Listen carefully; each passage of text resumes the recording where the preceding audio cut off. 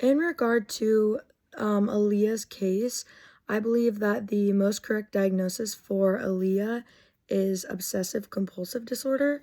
In the book, it describes obsessive compulsive disorder as persistent and intrusive thoughts that are experienced and unwanted and cause significant anxiety or distress.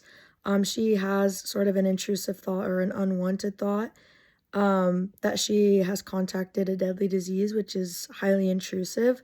And her compulsion would be constantly washing her hands due to that worry, which again, it describes compulsions as repetitive, purposeful, and intentional behaviors. In the book, its example is hand washing, which is exactly what Aaliyah engages in. I believe that the treatment approach that would be most effective for treating Aaliyah's symptoms would be cognitive behavioral therapy. Another reference from the book, it discusses the importance of having family excuse me, intervention in obsessive compulsive disorder.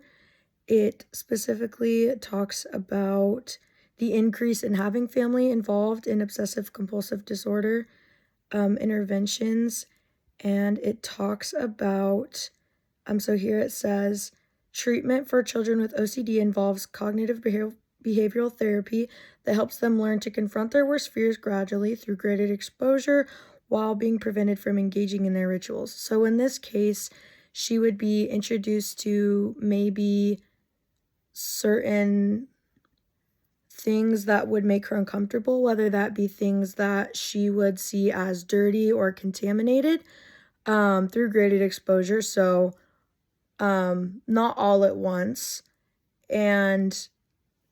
But however, during that process, she wouldn't be able to engage in her compulsions.